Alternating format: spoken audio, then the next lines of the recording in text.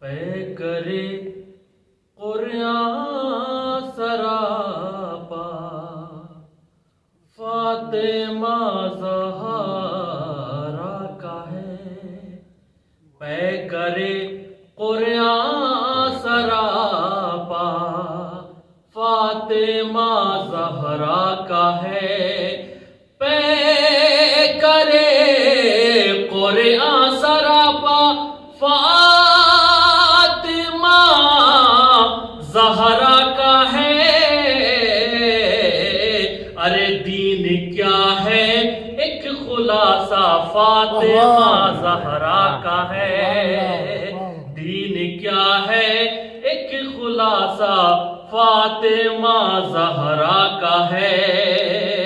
تو موجزن ہے شہرگ اسلام میں، ان کا لہو موجزن ہے شہرگ اسلام میں، ان کا لہو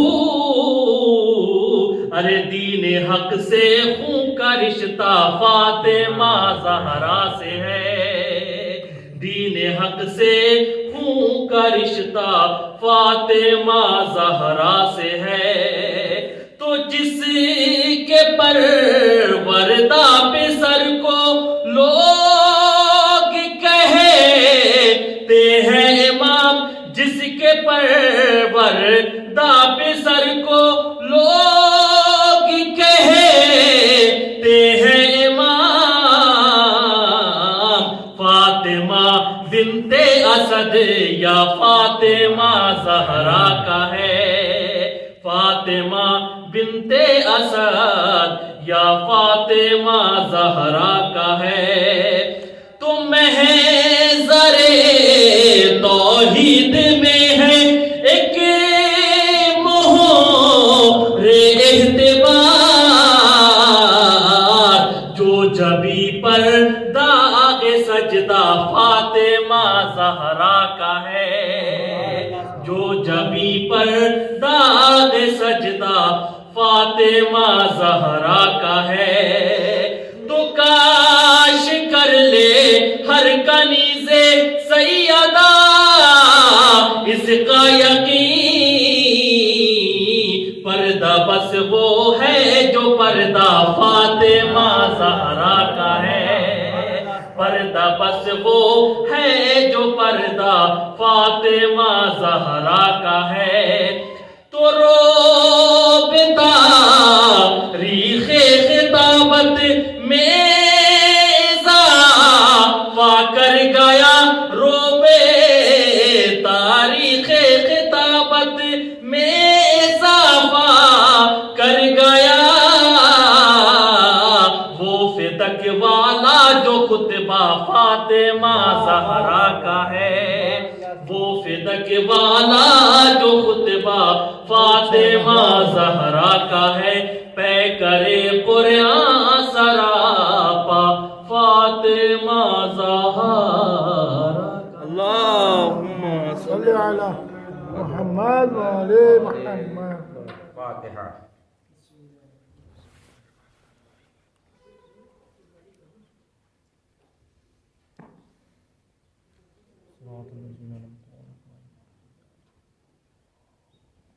لا حول ولا قوة إلا بالله العلي العظيم۔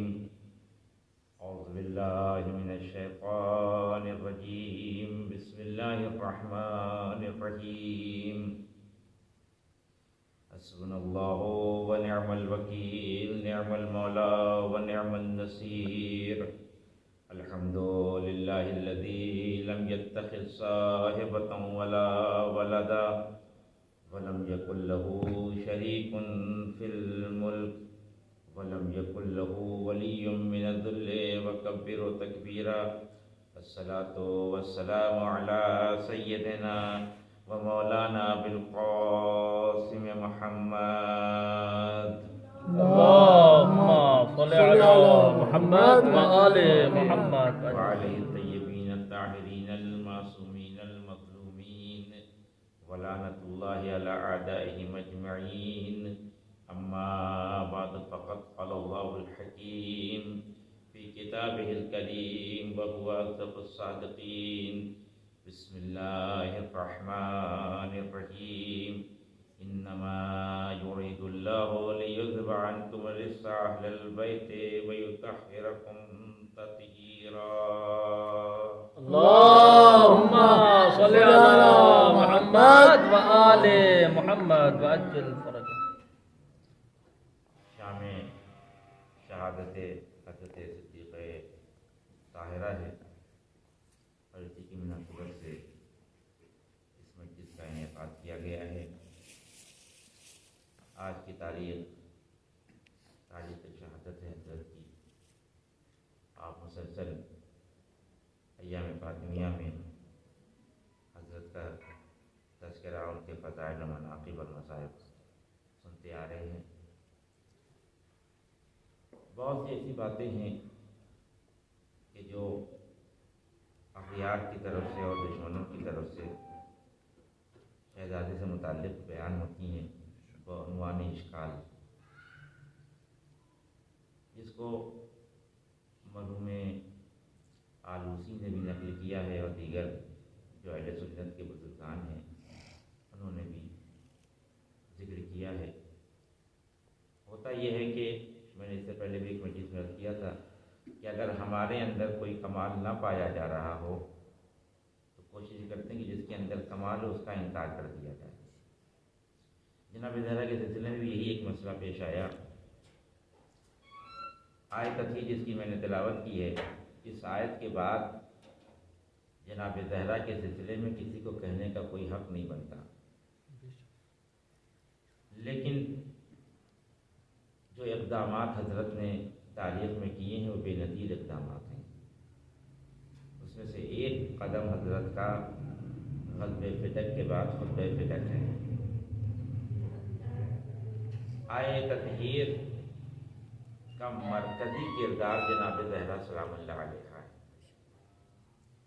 یہ آپ علماء سے آپ نے ہزاروں بار سنا ہے کہ کیوں اللہ نے جناب زہرا کے ذریعے سے پنجتن کا تعارف کرایا. یہ ساری باتیں ظاہر ہے کہ آپ مجھ سے بہتر جانتے ہیں. میں صرف ایک مسئلے کی طرف آپ کی توجہ مبذول کروانا چاہتا ہوں. وہ مسئلہ یہ ہے کہ جس کی طہارت کی ضمانت قرآن جیسی کتاب لے لے پھر دنیا کا کوئی انسان اس تک نجاست نہیں پہنچا سکتا. سبحان اللہ سبحان اللہ. اور جو قرآن کی نظر میں پاک و پاکیزہ اور طیب و طاہر ہو جائے پھر عدالت صحابہ بھی اس کے سامنے ٹک نہیں سکتی. اس جملے پہ آپ توجہ رکھیے گا، میں اسی سے استفادہ کرنا چاہتا ہوں. اس آیت کے ذیل میں جب آپ تفسیر کے میدان میں جائیں گے تو بہت سے اشکالات ہیں جو کیے گئے. اس میں سے ایک اشکال یہ ہے کہ ہم یہ مانتے ہیں کہ اہل بیت پاک و پاکیزہ ہیں، ہم یہ مانتے ہیں کہ رسول کی بیٹی پاک و پاکیزہ ہے، لیکن چونکہ قرآن نے ان کی طہارت کا اعلان کیا ہے کہ ہم اہل بیت آپ کو ایسے پاک و پاکیزہ بنائیں گے جیسے پاک و پاکیزہ بنانے کا حق ہے، تو یہ پاکیزگی کا اعلان کرنا کچھ اشخاص اور کچھ ذوات کے لیے یہ اس بات کی دلیل ہے کہ معاذ اللہ یہ پہلے نجس تھے تو ان کو پاک بنایا گیا. یہ بہت عام سا اشکال ہے تاریخ کے میدان میں. اس کو آپ جب اس تفسیر کے اور تاریخ کے میدان میں وارد ہوں گے اور جب آپ اہل بیت کے سلسلے میں گفتگو کرنا چاہیں گے تو شاید پہلا اشکال آپ کے سامنے یہ رکھا جائے کہ اس کا جواب دیجیے کہ جب طہارت کا اعلان ہو رہا ہے تو اس کا مطلب یہ ہے کہ طہارت کا تصور وہیں پیدا ہوتا ہے کیونکہ طہارت کی ضد ہے نجاست. تو معاذ اللہ اہل بیت نجس تھے جو ان کو طاہر کیا گیا. تو دو مختصر سی باتیں آپ کے خدمت میں عرض کرنا چاہتا ہوں. ایک آج کے زمانے کے اعتبار سے ہے، بالکل سمجھنے والی بات ہے. میں بہت زیادہ دقیق گفتگو میں نہیں جاؤں گا کہ جو علماء نے رفع اور دفع کی گفتگو کی ہے اس سلسلے میں وہاں نہیں جاؤں گا. بالکل سامنے کی بات عرض کرنا چاہتا ہوں آپ کے اس خدمت میں. مختصر سے لوگ بیٹھے ہوئے ہیں لیکن پھر بھی اس میں سے ایک دو ایسے ہوں گے کہ جنہوں نے کورونا کی ویکسین لگائی ہے، مجبوراً لگائی، اختیاراً لگائی، حکومت کی وجہ سے لگائی، اپنی وجہ سے لگائی، خوف کی وجہ سے لگائی، اطمینان کی وجہ سے لگائی، جیسے بھی ہو بالآخر لگوا لی. تو جو کورونا کی ویکسین لگوا کے آ رہا ہے اس کے پاس بیٹھیے گا نہیں آپ. کیوں؟ ایسے کہ کورونا کی ویکسین لگوا کے آ رہا ہے. کیا مطلب کورونا کا ویکسین؟ کہا کورونا ہوگا تبھی تو لگوائیے. نہیں آپ گھبرائیے نہیں ہمارے پاس آنے سے، بالکل آ کے بیٹھیے، ہم نے کورونا کی ویکسین بھی لگوائی ہے، پھر بھی ہم کو کورونا نہیں. ہم نے کہا یہ کیسے ہو سکتا ہے؟ جب کورونا نہیں تھا تو کیوں لگوائی؟ کورونا جن کو ہو گیا وہ لگوا لے تو سمجھ میں آتی ہے. تو یہی بتانا چاہتے ہیں کہ کبھی کبھی چیزوں کو قریب آنے سے پہلے دور کرنے کا انتظام کیا جاتا ہے. کہ ہم بیمار نہیں ہیں لیکن بیماری سے پہلے ویکسین لے لے تاکہ بیماری آنے کا سارے امکانات ختم ہو جائیں. تو یہ بات اس مادی دنیا میں سب کو سمجھ میں آتی ہے کہ دنیا میں ہزاروں لاکھوں کروڑوں کی تعداد میں ایسے لوگ ہیں جنہوں نے بغیر کورونا کو قریب آئے ہوئے کورونا کی ویکسین اس لیے لگائی کہ قریب نہ آنے پائے. بس یہی مسئلہ قرآن نے حل کر دیا طہارت جناب زہرا کا کہ یہ نہ سمجھنا کہ ہم نے ان کو پاک و پاکیزہ بنایا ہے تو معاذ اللہ یہ پہلے نجس تھے پھر ہم نے ان کو پاک و پاکیزہ بنایا ہے. ان کی طہارت اتنی قوی ہے کہ ہم نجاست کو ان کے پاس آنے ہی نہیں دیں گے. اس سے پہلے کہ نجاست ان کے پاس آئے ہم ان کو اتنا پاک و پاکیزہ بنا دیں گے کہ نجاست ان کے پاس گزر نہیں سکتی. ایک صلوات پڑھے محمد والے. اور دوسرا مسئلہ قرآن سے سنیے آپ.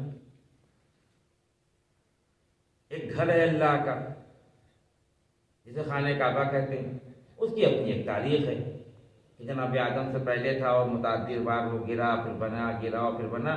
تو ایک مرحلہ جو تعمیر خانہ کعبہ کا قرآن نے ذکر کیا ہے وہ باپ بیٹے کا ذکر کیا ہے کہ جب ابراہیم اور اسماعیل نے خانہ کعبہ کی دیواروں کو بلند کیا، اس میں احتیاط دیکھیے آپ. اب اس آیت کے ذیل میں جا کر تفاسیر کو دیکھیں، تاریخ کو دیکھیں تو آپ کو یہ بات ملے گی کہ جب جناب ابراہیم اور اسماعیل یہ دونوں باپ بیٹے خانہ کعبہ کی دیوار کو بلند کر رہے تھے تو ایسے نہیں بلند کر رہے تھے. ظاہر ہے کہ دیوار بننے کے لیے کہیں سے پتھر آیا ہوگا کیونکہ خانہ کعبہ کی دیوار پتھر سے بنی ہے. وہ پتھر کیسا ہے وہ ایک الگ مسئلہ ہے، بہت ترتیب وار نہیں ہے کہ کوئی ٹیڑھے ہیں، کوئی سیدھے ہیں، کوئی لمبے ہیں، کوئی چھوٹے ہیں. لیکن یہ ایک طرح کا پروردگار کا نظام ہے کہ جس کو ہم اپنے گھر میں، جس پتھر کو ہم اپنے گھر میں لگا دیں اس پتھر سے قیمتی کوئی پتھر نہیں، اور جس انسان کو ہم اپنے گھر میں پیدا کرتے ہیں اس سے قیمتی کوئی انسان نہیں. تو ہوا کیا اس تاریخ میں؟ اب جا کے تاریخ پڑھیں کہ جناب جبریل پتھر لے کے آتے تھے جنت سے، جناب اسماعیل کو دیتے تھے، جناب اسماعیل جناب ابراہیم کو دیتے تھے، وہ دیوار بناتے تھے. تو اس میں پورے اس مرحلے میں چار چیزیں ہیں. ایک پتھر ہے، ایک جنت سے لانے والا ہے، ایک دینے والا ہے اور ایک اس کو لگانے والا ہے. جو پتھر آیا وہ جنت سے، جو لے کے آئے وہ جناب جبریل، ان سے معتبر کوئی ہے نہیں ملک میں. جس کو دیا وہ خود معصوم، وہ نبی ہے جناب اسماعیل. جناب اسماعیل نے جس کو دیا وہ بھی نبی ہے وقت کے جناب ابراہیم. تو اب میں آپ سے یہ پوچھنا چاہتا ہوں اس پورے سلسلے تعمیر میں آپ کو کہیں نجاست دکھ رہی ہے؟ کہیں نجاست نظر آ رہی ہے؟ کہیں کوئی نجاست آ گئی ہو؟ دیکھو عموماً جب گھر تعمیر ہوتا ہے، جب بنگلہ تعمیر ہوتا ہے، جب دکانیں تعمیر ہوتی ہیں تو کہیں نہ کہیں سے ادھر ادھر سے نجاست چلی آتی ہے. کیوں چلی آتی ہے؟ کہ مزدور نجس ہے، سامان لانے والا نجس ہے، پانی دینے والا نجس ہے، کہیں بھی کچھ بھی ہو سکتا ہے. سارے امکانات. حد یہ کہ ایران میں آپ گھر بنوا رہے ہیں تو ممکن ہے کہ جب آپ کا گھر بن کے تیار ہو تو ایک دفعہ ضرور اس کو پاک کریں گے. ہو سکتا ہے کہیں سے نجاست آ گئی ہو. لیکن جہاں طہارت کا اتنا خیال رکھا گیا ہو، جو پتھر لگ رہا ہے وہ جنتی پتھر، تو جنتی پتھر سے معتبر تو کوئی پتھر دنیا میں ہو نہیں سکتا. جو لے کے آ رہا ہے وہ سید الملک ہے، اس سے زیادہ معتبر تو کوئی ہو نہیں سکتا. جس کو دے رہے ہیں وہ نبی کا بیٹا ہے، اس سے معتبر کوئی ہو نہیں سکتا. جو اٹھا کے لگا رہا ہے وہ خود نبی ہے، اس سے معتبر کوئی ہو نہیں سکتا. بن کیا رہا ہے؟ اللہ کا گھر دوبارہ تعمیر ہو رہی ہے. اسے کہتے ہیں فارسی میں باز سازی ہو رہی ہے. دیواروں کو کھڑا کیا جا رہا ہے. اور جب یہ باز سازی مکمل ہو گئی، اب نتیجہ سنیے گا. یہ باز سازی مکمل ہو گئی، جب خانہ کعبہ بن گیا، دیوار کھڑی ہو گئی، چھت نہیں تھی اس وقت، چھت بعد میں آئی ہے خانہ کعبہ پہ. تو اللہ نے ان دونوں باپ بیٹوں سے جو نبی ہیں، معصوم ہیں، ان دونوں سے کہا کہ ایسا ہے کہ گھر تو بن گیا ہے، اب اس گھر کو سجدہ کرنے والے اور رکوع کرنے والوں کے لیے پاک و پاکیزہ بناؤ. میں نص سے کلام عرض کر رہا ہوں، مجھے آیت یاد نہیں ہے لیکن نص سے کلام ہے کہ اس گھر کو پاکیزہ بناؤ. اس کے لیے جو آ کے یہاں رکوع کریں گے، جو آ کے یہاں سجدہ کریں گے، تو جہاں پورا سلسلہ طہارتوں کا ہو وہاں پاک کرنے کا تصور کہاں سے آیا؟ کیا جبریل معاذ اللہ نجس پتھر لے کے آ گئے تھے؟ کیا معاذ اللہ جبریل نے کوئی نجاست کہیں سے پہنچا دی تھی؟ یا اگر جبریل سے نجاست کا امکان نہیں ہے تو دونوں نبی تھے، کیا انہوں نے کہیں سے نجاست کا کوئی حصہ لا کے لگا دیا؟ تو نہیں. پھر پروردگار جب سب کچھ طہارت کا سلسلہ چلا آ رہا ہے تو اختتام تعمیر پہ یہ کیوں کہہ رہا ہے کہ میرے گھر کو پاک و پاکیزہ بناؤ سجدہ کرنے والے رکوع کرنے والوں کے لیے؟ عجب نہیں آواز قدرت آئے. میں نے ابتدائے تاریخ میں بیت کی طہارت کا تذکرہ اسی لیے کیا ہے کہ جب تمہیں بیت کی طہارت کا اندازہ ہو جائے گا تو اہل بیت کی طہارت کا اندازہ خود بخود ہو جائے گا. کہ جب ہم نے بیت کو پاک کرنے کی بات کی ہے تو بیت میں کہیں نجاست کا تصور نہیں پایا جا رہا ہے. اسی طرح جب ہم اہل بیت کی طہارت کا تذکرہ کریں گے تو کسی ذہن میں یہ تصور پیدا نہ ہو کہ معاذ اللہ یہ نجس ہیں. ایک سلوات پڑھیں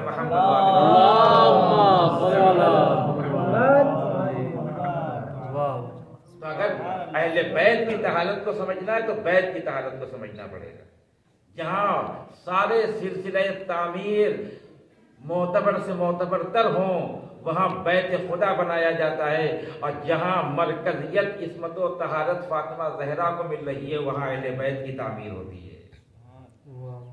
اور ایک بہت لطیف مرحلہ ہے اس آیت تطہیر میں، بہت لطیف مرحلہ ہے کہ جب رسول اکرم آئے ہیں اور انہوں نے کہا کہ مجھے ذوق محسوس ہو رہا ہے، فاطمہ اپنی چادر ہمیں دے دو.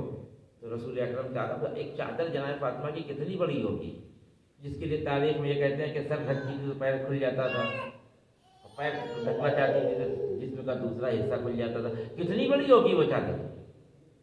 رسول اکرم نے اوڑھی اس چادر میں. اس کے بعد دونوں نوازے بھی آ گئے، داماد بھی آ گیا، بیٹی بھی آ گئی. اس کے معنی یہ ہے کہ جہاں طہارتیں ہوتی ہیں وہاں اہل طہارت کے لیے وسعتیں خود بخود پیدا ہوتی چلی جاتی ہیں. یہ رسول اکرم نے ایک طریقہ بتایا ہے کس چیز کا؟ اہل بیت کو محفوظ کرنے کا. اہل بیت ہے کیا؟ بولتا ہوا قرآن، قرآن ناطق. اور یہی طریقہ پھر دنیا والوں نے قرآن کے تحفظ کا فراہم کیا ہے کہ بیت کو کیسے محفوظ کیا اللہ، اہل بیت کو کیسے محفوظ کیا. رسول اللہ نے کہا ایک چادر ہوگی، اس چادر کے اندر جو آ جائے وہ سب اہل بیت، جو چادر کے باہر ہیں وہ اہل بیت نہیں ہو سکتے. لہذا آپ دیکھیں انما میں کتنی کوشش، انما ایک بریکٹ ہے، آپ جانتے ہیں ادبیات میں آپ ماہر ہیں کہ پھر آپ جب جہاں انما لگ جائے نہ کوئی باہر جا سکتا ہے نہ باہر سے کوئی اندر آ سکتا ہے. آپ ذرا کتابوں کو اٹھا کے دیکھیں کیا زحمتیں کی ہیں علماء نے اہل سنت کے کہ کسی طرح سے کسی ایک بیوی کو اندر داخل کرا، لیکن نہیں کر پائے.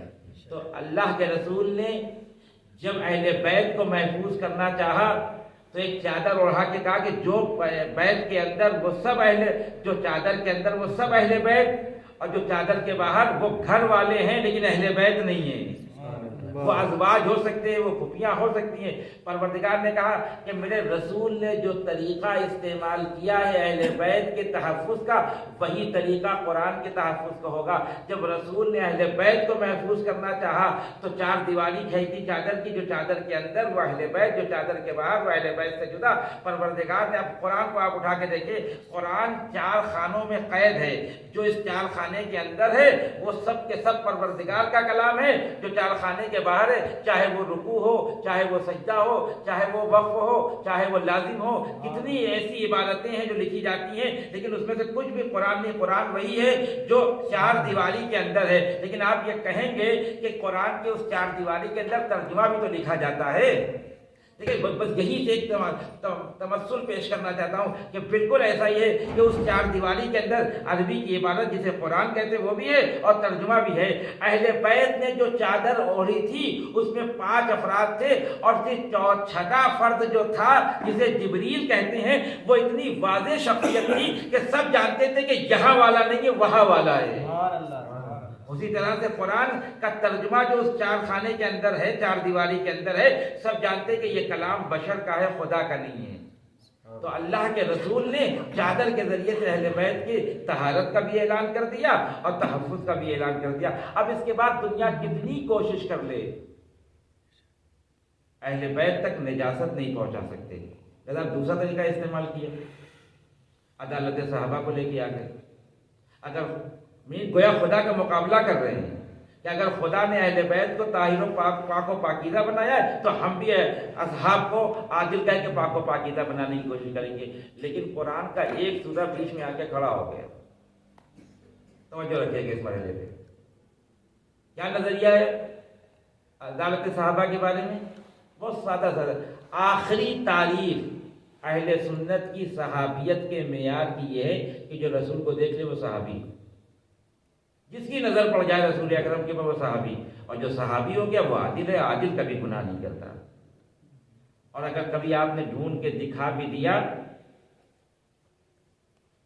کبھی آپ نے دکھا دیا کہ یہ صحابی بھی ہیں اور انہوں نے یہ غلطی کی، تو اسے خطا اجتہادی کے آنچل میں چھپا دیا گیا ہے۔ بچ کے جانے کا کوئی راستہ نہیں ہے ان کے پاس۔ میں صرف ایک بات عرض کرنا چاہتا ہوں، صحابہ کو اہل بیت کے مقابل میں لے کے یہ مستقل گفتگو ہے تاریخ کے اندر کہ صحابہ اور اہل بیت میں کیا فرق ہے، لیکن میں ادھر نہیں جانا چاہتا، صرف یہ بات عرض کرنا چاہتا ہوں کہ صحابہ اسے کہتے ہیں جو رسول کو دیکھ لے، جیسے ہی دیکھا صحابی بن گیا، جیسے صحابی بنا عادل ہو گیا، اب عادل ہو گیا خبردار، اب برا نہیں کہہ سکتے صحابہ کو، ورنہ اگر آپ پاکستان میں تو جان چلی جائے گی، جان چلی جائے۔ اب میں آپ کو 100 سے زیادہ مورد تاریخ کے بتا دیں گے جہاں صحابہ نے صحابہ کو گالیاں دی ہیں، صحابہ کے سے آپس میں ٹکراؤ ہوا۔ جنگ جمل کو کیا کریں گے آپ؟ جنگ جمل کو کیا کریں گے؟ بہت سامنے کی چیز، جنگ جمل کو کیا کریں گے آپ؟ اصل کوئی آپ کے پاس چارہ نہیں ہے۔ خیر وہ بات میں چھوڑ رہا ہوں۔ قرآن کی سورہ منافقون، میں نے کیا کہا کہ آخری تعریف جو صحابیت کی گئی ہے وہ یہ کہ جو رسول کو دیکھ لے، کیسے دیکھ لے یہ معین نہیں کیا، دل کی گہرائیوں سے دیکھے، نفرت سے دیکھے، قہرن دیکھے، اختیارن دیکھے، اطمینانن دیکھے نا۔ رسول بیٹھے ہوئے ہیں، گزر رہے ہیں کہیں سے، ایک دفعہ دیکھا رسول بیٹھے ہوئے ہیں، دیکھ لیا صحابی ہو گئے، اور جیسے صحابی ہوئے عدالت کا تاج سر پہ آ گیا۔ اب میں پوچھنا چاہتا ہوں ان لوگوں سے جنہوں نے صحابیت کی کم ترین تعریف یہ کی ہے، جو رسول کے چہرے کو دیکھ لے وہ صحابی ہے، تو قرآن میں جب آپ سورہ منافقون پڑھیں گے تو سورہ منافقون شروع کہاں سے ہوتا ہے؟ اذا جاءک المنافقون قالوا نشهد انک لرسول اللہ۔ جب یہ منافق آپ کے پاس آئے اور کہیں کہ آپ رسول ہیں تو بے شک آپ رسول ہیں، لیکن یہ جھوٹ بول رہے ہیں۔ تو جب آئیں گے تو دیکھیں گے کیا؟ جب منافقین رسول کے پاس آ کر رسول کی رسالت کی گواہی دیں گے تو چہرے پہ نظر پڑے گی کہ نہیں پڑے گی؟ اور جیسے ہی آپ کہتے ہیں کہ رسول کے چہرے پہ نظر پڑی ہو گیا صحابی، اور جیسے ہی صحابی ہوا ہو گیا عادل، تو پھر منافق کہاں کا رہا؟ منافق کہاں کا رہا؟ اس کے معنی کہ یہ سورہ منافقون ابز نازل ہوا ہے۔ لہذا عدالت صحابہ کے راستے میں سب سے بڑی رکاوٹ اللہ نے سورہ منافقون کو لا کے رکھ دی کہ کچھ تو ایسے اس معاشرے میں تھے جو رسول کو دیکھ بھی رہے تھے لیکن دیکھنے کے بعد بھی منافق تھے۔ ایک بات پڑھے محمد وآل محمد پہ، اللہم صلی اللہ۔ بس میں بات کو ختم کر رہا ہوں۔ لہذا عدالت صحابہ کے نظریے کو پیش کیا گیا اہل بیت کو کم کرنے کے لیے۔ میں ایک بحث میں جانا چاہ رہا تھا، لیکن چونکہ اتنا ٹائم نہیں ہوگا اور بعد میں مومنین آ جائیں گے نماز کے لیے، اس لیے میں بات کو چھوڑ رہا ہوں۔ لیکن جناب زہرا کی اس مسئلے کو بیان کر کے میں بات کو ختم کر رہا ہوں۔ یہ شہزادی چونکہ معصومہ تھی، سب کو معلوم تھا۔ اس سے پہلے بھی میں نے ایک مجلس میں عرض کیا، مدینے میں سب چاہتے تھے کہ زہرا کی حیثیت کیا، لہذا آپ پورے خطبہ فتن کو اٹھا کے پڑھیے، شروع سے آخر تک جو خطبہ حضرت نے ارشاد فرمایا ہے، جس میں توحید کا تذکرہ، رسالت کا تذکرہ، امامت کا تذکرہ، فلسفہ احکام، انصار کی توبیخ، مہاجرین کی توبیخ، حد یہ کہ خلیفہ کی توبیخ، جو اس دن میں نے حجتیہ کی مجلس میں ایک جملہ عرض کیا تھا کہ شہزادی کہہ رہی وَأَطْلَعَ الشَّيْطَانُ رَأْسَهُ مِنْ مَغْرِزِهِ، کہ شیطان نے اپنے سر کو اپنے وجود سے نکال لیا ہے، یہ خلیفہ کی توبیخ ہو رہی ہے۔ پورے خطبے میں کوئی ایک ایسا حصہ نہیں ہے کہ خطبے کے ختم ہونے کے بعد مدینے کے ان لوگوں نے، چاہے وہ مہاجرین ہوں چاہے وہ انصار ہوں، جو دربار میں کھڑے تھے، جو کسی کی جرت پیدا نہیں ہوئی کہ کوئی یہ کہے کہ اے محمد کی بیٹی یہ جملہ غلط کہا ہے تم نے، لیکن سب جانتے تھے کہ عصمت کی زبان سے نکلنے والے حروف بڑے معتبر ہیں، فاطمہ نے جو جملہ کہہ دیا وہ آیت الہی بن جاتا ہے۔ تو کسی بھی خطبے کے کسی حصے کو کسی نے کنڈم نہیں کیا، کسی نے نہیں ہے۔ اب اس میں ایک فلسفہ ہے کہ نام تو فدق رکھا، آدھے خطبے میں شہزادی آئیں اور آنے کے بعد کہتی ہیں کہ کیا میرا حق نہیں بنتا میراث میں اپنے باپ کے، اس کے بعد دو چار باتیں کی، پھر آگے گزر گئی، پھر نہیں چھیڑا، پھر اس کے بعد مہاجرین سے خطاب کرنا شروع کر دیا۔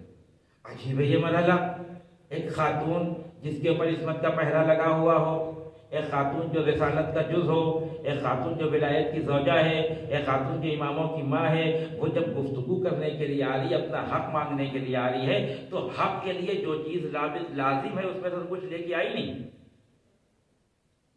دربار میں کیوں آئی تھی جناب زہرا؟ اس لیے کہ ان کا ایک باغ تھا فدق خیبر کے پاس، اس کو خلیفہ نے لے لیا تھا، تو کیسے آنا چاہیے تھا؟ آپ کی خدا نہ کرے کوئی زمین غصب کر لے اور آپ عدالت میں جا کے کیس دائر کریں تو کیسے کریں گے دائر؟ آپ اپنی رجسٹری دکھائیں گے، جو کاغذات ہیں وہ دکھائیں گے، جو تاریخ ہے وہ بیان کریں گے، جو نوکر وہاں پہ رکھے ہیں وہ لا کے دکھائیں گے، ان سے پوچھیں یہ ہمارا ہے۔ اور جب آپ پہنچے وہاں عدالت میں اور جج صاحب سامنے بیٹھے ہوں اور کہیں ہاں بھائی بتائیے کیا مسئلہ ہے، دیکھیے جج صاحب میری زمین انہوں نے لے لی، جج صاحب کہیں گے دلیل پیش کریے، آپ کہیں گے جج صاحب دلیل ہماری ہے کہ نماز نہیں پڑھتے، جج صاحب کہیں گے دلیل پیش کریے، جج صاحب یہ روزہ نہیں رکھتے، جج صاحب دلیل پیش کریے یہ جھوٹ بولتے ہیں، تو جج صاحب یہ کہیں گے کہ آپ اپنی زمین لینے کے لیے یہاں آئے ہیں یا اس کے کردار سے پردے اٹھانے کے لیے؟ سبحان اللہ۔ آپ کا ہدف کیا ہے؟ اگر زہرا کا ہدف یہ تھا کہ فدق واپس لے لے تو فدق کے کاغذات لے کے جاتی، فدق کے نوکروں کو بلاتی، فدق کی تاریخ بیان کرتی۔ پورے خطبے میں آپ مجھے نہیں دکھا سکتے 3-4 آیتوں کے علاوہ جو میراث سے متعلق ہیں جس میں جناب زہرا نے فدق کے مسئلے میں کچھ پیش کیا ہو۔ تو جب فدق کے مسئلے میں پیش نہیں کیا تو پھر فدق کا خطبہ کیوں دیا؟ کا خطبہ اس لیے نہیں دیا تھا کہ فدق کی زمین چاہیے تھی، خطبہ اس لیے دیا تھا کہ اس خطبے کے ذریعے سے باطل کے چہرے سے اسلام کی نقاب اتارنا تھا۔ ایک صلوات پڑھے محمد وآل محمد۔ اللہم صلی علی محمد۔ بس میں بات تو ختم کر رہا ہوں، آپ پورا خطبہ دیکھیں، ایک دفعہ اس کو پڑھیں ترجمے کے ساتھ۔ آدھے خطبے کے بعد فدق کا تذکرہ جناب یعقوب کا، جناب سلیمان کا تذکرہ کیا، 2-3 آیتیں پڑھیں۔ دیکھیے خطبے کی پہلی آیت جانتے ہیں آپ کون سی ہے؟ 20 سے زیادہ آیتیں استعمال کی جناب شہزادی نے خطبے میں، 20 سے زیادہ، اور قرآن ابھی نیا آیا ہے، ایسا نہیں کہ ہر جگہ پہ رکھا ہوا جو چاہے آ کر اس پہ حفظ کر کے آیتیں پڑھنے لگے، نہ ایسا نہیں ہے۔ لیکن یہ اس گھرانے کی ہیں۔ ایک مجھے جملہ یاد آ گیا، ایک بزرگوار کا، ہندوستان کے ایک بہت بڑے خطیب تھے، وہ اپنی مجلس میں ایک جملہ ارشاد فرماتے تھے، بڑا عجیب ہے، وہ کہتے ہیں یہ قرآن اور دین ہے کیا؟ یاد آ گیا، ان کو بھی ثواب مل جائے گا۔ کہتے ہیں یہ قرآن اور دین ہے کیا؟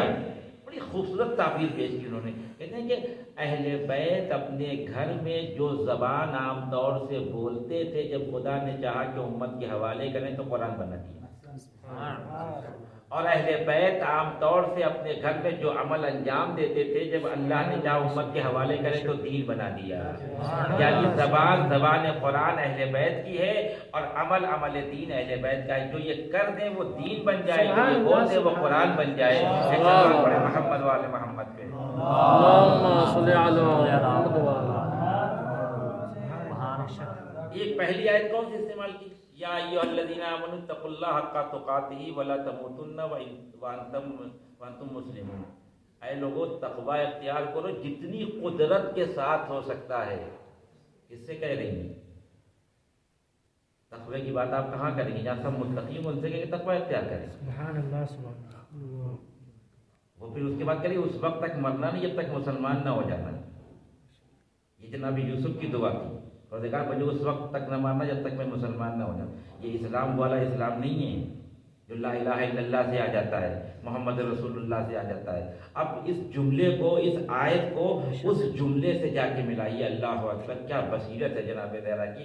مرحوم مجلسی نے ان پورے واقعات کے ذیل میں ایک روایت نقل کی ہے، وہ کہتے ہیں کہ ارتد الناس بعد الرسول الا ثلاث و اربع و خمسہ، رسول کے بعد لوگ مرتد ہو گئے تھے، 3 4 یا 5 لوگ بچے تھے۔ اسی ارتداد کی طرف اشارہ کر رہی ہے رسول کی بیٹی کہ تم نے ولایت کو نہیں چھوڑا ہے، اپنے اسلام کو چھوڑ دیا ہے، لیکن اسلام بغیر ولایت کے کامل ہو ہی نہیں سکتا۔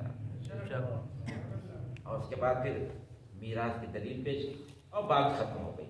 شہزادی کو بظاہر لوگ یہ کہتے ہیں کہ شکست خوردہ ایک خاتون تھی، نہ، شکست خوردہ خاتون نہیں تھی شہزادی، ایک نہضت تھی جو فدق کے آئینے میں بلند کر کے سبحان اللہ سبحان اللہ۔ بے شک بات آ گئی تو میں عرض کرتا چلوں، آپ اس کو معمولی چیز نہ سمجھیں۔ یہاں آپ دیکھ لیتے ہیں کہ بلڈنگوں پہ لکھا ہوا فدق فدق، کوئی تصور نہیں ہے۔ ذرا ان کے دلوں سے پوچھیے، دشمنوں کے دلوں پہ خنجر سے زیادہ تیز چلتا ہے فدق۔ اور یہی وہ ایک مرحلہ ہے تاریخ میں بات کو بس اس واقعے سے ختم کرتا ہوں کہ دنیا میں جو لوگ سنی سے شیعہ ہوتے ہیں، مستبصر ہوتے ہیں، اس میں سے اکثر تعداد اسی مرحلے پہ آگے ہو جاتی ہے۔ سبحان اللہ سبحان اللہ۔ بے شک جب وہ تاریخ کا مطالعہ کرتے ہیں تو یہاں پہ جب آتے ہیں، جب فدق کا مسئلہ آتا ہے تو ایک دم سے متحیر ہو جاتے ہیں، یہ کیا ہو گیا؟ تاریخ اچھا خاصا پڑھتا چلا آ رہا ہے آدمی کہ رسول اکرم نے کہا قولوا لا الہ الا اللہ، تو لوگوں نے اسلام قبول کرنا شروع کیا، نماز پڑھنا شروع کیا، روزہ رکھنا شروع کیا، رسول کی طرح حج شروع کیا، سارے کام کرتے کرتے رسول کی رحلت ہوئی۔ 3 دن کے بعد مدینے میں کیا ہو گیا؟ اس پہ بررسی ہونا چاہیے۔ علماء نے تقریباً 10 نکات بیان کیے ہیں۔ واقعی آپ شیعہ ہونے کے حیثیت سے نہ سوچیے، آپ ایک عام آدمی کے ہونے کی حیثیت سے سوچیے، کوئی آپ کو بیان کرے کہ یہ مدینے کی کیفیت تھی، رسول کی اہمیت اتنی تھی کہ رسول کی اس اہمیت کو دیکھ کے ابو سفیان کا کلیجہ پھٹ گیا فتح مکہ کے موقع پہ۔ دیکھا جناب عباس سے کہا تھا کہ تمہارا یہ بیٹا تو اتنی عظمتوں والا ہے۔ ایک سلوات پڑھے محمد والے محمد۔ آپ جانتے ہیں رسول جو وضو کرتے تھے تو احتیاط یہ تھی کہ رسول کے جسم سے چھنے ہوئے پانی کو لوگ اور اصحاب زمین تک نہیں جانے دیتے تھے۔ تو جس معاشرے میں رسالت کا اتنا احترام ہو، 3 سے 4 دن کے بعد وہاں کیا ہو گیا اس کے 10 نکات بیان کیے۔ کبھی توفیق ہوئی تو میں آپ کی خدمت میں عرض کروں گا، میں بات کو چھوڑ رہا ہوں۔ یہ یہاں وہ جب ہم لوگ ابتدا میں آئے تھے یہاں اور فارسی سیکھ رہے تھے تو ایک مدرسہ تھا نیروگاہ میں، ابتدائی نیروگاہ میں، امام جواد کے نام سے۔ وہاں افریقی رکھے جاتے تھے فارسی سیکھنے کے لیے، ہم لوگ دوسرے مدرسے میں تھے۔ ایک افریقی مدینے سے آیا تھا مدینے کا نہیں تھا، افریقہ کا، مدینہ کی یونیورسٹی میں پڑھتا تھا، مدرسے میں پڑھتا تھا، وہاں سے پھر شیعہ ہو کر یہاں آیا تھا اسی فدق کی بنا پہ۔ کہتا میں تاریخ اسلام کا مطالعہ کرنے لگا، اور مطالعہ کرتے کرتے جب یہاں پہنچا رحلت رسول کے بعد تو میرا دماغ بالکل سے کام کرنا بند کر گیا۔ یہ کیسے ہو سکتا ہے کہ مسلمان رسول کی بیٹی کو ایک زمین کا ٹکڑا نہ دے؟ یہ بہت مشکل کام ہے۔ کب میں روتا تھا کہ پروردگار میرے لیے اس مسئلے کو حل کر دے، پروردگار میرے مسئلے کو حل کر دے۔ راتوں کو نیند نہیں آتی تھی، اٹھ کے نمازیں پڑھتا تھا، توسل کرتا تھا، میرے لیے مسئلہ حل نہیں ہو رہا تھا۔ کہتا ایک دن میں سویا تو رات میں نے خواب میں خلیفہ چہارم کو دیکھا، امام علی کو دیکھ لیا، اس نے جو بھی سمجھا ہوگا کچھ، میں سے واقعات نقل کر رہا ہوں بے نص صحیح جو اس نے بیان کیا، کسی نے مجھ سے بیان کیا جو اس کے ساتھ پڑھتے تھے میرے دوست۔ تو وہ اپنے اساتذہ کے پاس گیا اور کہا کہ میں نے رات میں خواب میں خلیفہ چہارم کو دیکھا ہے۔ تو ان کے اساتذہ نے کہا کہ ابھی تم نے چہارم کو دیکھا، ابھی تم سیبم کو دیکھو گے، پھر دوم کو دیکھو گے، پھر اول کو، پھر رسول اللہ کو، پھر انشاءاللہ تم خدا تک پہنچ جاؤ گے۔ یہ جواب دے کے اس کو ٹال دے گا۔ میں وہ مطمئن نہیں ہوا، اور نتیجہ یہ ہوا کہ تحقیق کرتے کرتے اس نے مدینہ یونیورسٹی کو چھوڑا اور قم میں آ گیا اور آ کے یہاں پڑھنے لگا۔ کہنا یہاں پھر میں نے ایک خواب دیکھا۔ وہ خواب کیا تھا؟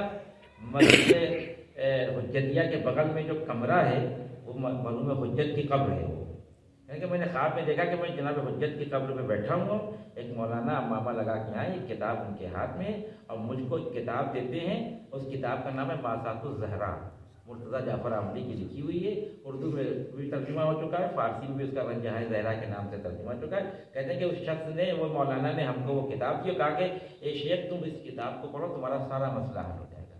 کہتا میں جب اٹھا تو مجھے اس کتاب کا نام یاد تھا، میں نے جا کے اس کتاب کو سرچ کیا، کتاب کو لے کے آیا، پوری کتاب کو شروع سے آخر تک پڑھا، میرے لیے مسئلہ حل ہو گیا۔ فدق ایک بہت اہم چیز ہے، اسلام کا ٹرننگ پوائنٹ ہے فدق۔ اگر یہ نہ ہو تو بڑے مسائل پیش آ جاتے ہیں۔ اب یہ جناب زہرا کی بصیرت تھی کہ کسی اور طرح سے اگر علی کا دفاع کرتی جناب زہرا تو شاید تاریخ میں وہ دفاع باقی نہ رہتا، لیکن فدق کو جو ذوالفقار بنایا ہے جناب فاطمہ زہرا نے، وہ ذوالفقار عام ذوالفقار سے بھی تیز ہے۔ جیسے جیسے تاریخ بڑھتی جائے گی یہ ذوالفقار اپنا اپنا کام کرتی چلی جائے گی بس۔ لیکن عزیزو، مدینے میں جو کچھ ہوا وہ بہت اچھا نہیں ہوا۔ شام کا وقت ہے، 3 جمادی الثانی کی روایت کے مطابق اگر جناب فاطمہ زہرا کی شہادت آج واقع ہوئی ہے تو بس اب سے کچھ دیر کے بعد علی دفن کرنے جا رہے ہیں۔ رسول کی ایک لوٹی بیٹی کا جنازہ گھر سے نکل رہا ہے، لیکن رات کی تاریکی میں 2 سے 3 منٹ کے مسائل، چونکہ نماز کا وقت ہونے والا ہے۔ اب جیسے جیسے شام آتی جائے گی، سورج بادلوں کے پیچھے جاتا جائے گا، اندھیرا چلتا چلا جائے گا، ہم اسے شام کہیں گے، لیکن آل محمد کے لیے وہ شام غریبہ ہوگی۔ اے عزیزو، جس گھر میں 4 چھوٹے چھوٹے بچے ہوں اور اس کی ماں دنیا سے گزر گئی، علی کے لیے فاطمہ کا چلا جانا خود اپنی جگہ پہ بہت بڑی مصیبت ہے۔ میں بار بار ظاہر ہے کہ وہی باتیں عرض کر سکتا ہوں جو کتابوں میں لکھے ہیں کہ جب جناب حسنین نے جا کر علی ابن ابی طالب کو خبر دی بابا اماں ہمیں چھوڑ کے چلی گئی، تو مسجد سے گھر آتے آتے علی 3 بار کمر پکڑ کے بیٹھ کے کہتے فاطمہ تم مجھے دشمنوں میں تنہا چھوڑ کے چلی گئی۔ لیکن اب جو وصیتوں کا مرحلہ ہے وہ بہت عجیب ہے۔ ایک طرف سے یہ حکم ہے کہ علی میری شہادت کی خبر محلے والوں کو نہ ملنے پائے، اے علی کسی کو معلوم نہ ہو مدینے میں کہ فاطمہ دنیا سے چلی گئی، علی مجھے دفن کریے گا تو رات کی تاریکی میں دفن کریے گا، اے علی مجھے ایسے دفن کریے گا کہ فلاں فلاں میرے جنازے پہ نہ آنے پائے۔ اب ذرا علی کے کشمکش کو محسوس کرے۔ اے عزیزو، جب کسی کے گھر میں کوئی مر جاتا ہے تو پتہ کیسے چلتا ہے کہ کوئی مر گیا؟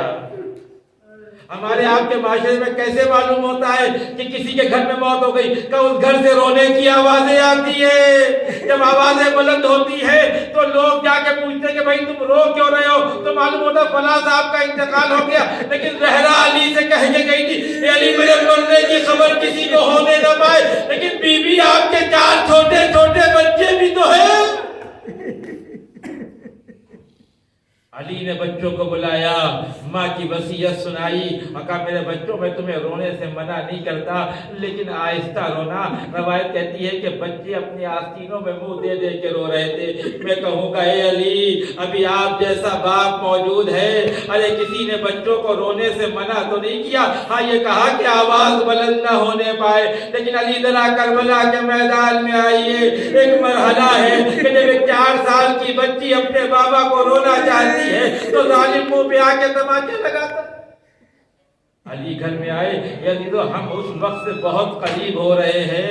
ارے آپ نے سنا ہے کہ رسول اکرم نے جب جناب ام سلمہ کو آ کر حسین کی شہادت کی خبر سنائی تو سر پہ امامہ نہیں تھا، گریبان چاک تھا، آستینیں چڑھی تھی۔ یا اللہ، آج جب بیٹی دنیا سے جا رہی ہے تو کیا رسول کی یہ حالت نہیں ہوگی؟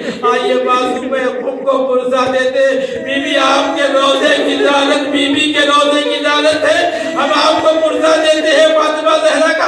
اور سب سے زیادہ حقدار اگر کوئی اس دنیا میں اس زمانے میں ہے پرسے کا تو میرے وقت کا امام، اے مولا آئیے اپنی بھی شہزادی کا پرسا قبول کریے۔ یا علی گھر میں آئے، وصیت کے مطابق کا غسل و کفن دیا، جنازہ تیار ہوا، بس مجلس ختم ہو جاتی۔ تو آپ جانتے ہیں کہ جب ماں کا جنازہ گھر سے نکلتا ہے تو کہتے ہیں کہ ماں کے جنازے کی زینت بیٹیاں ہوتی ہیں۔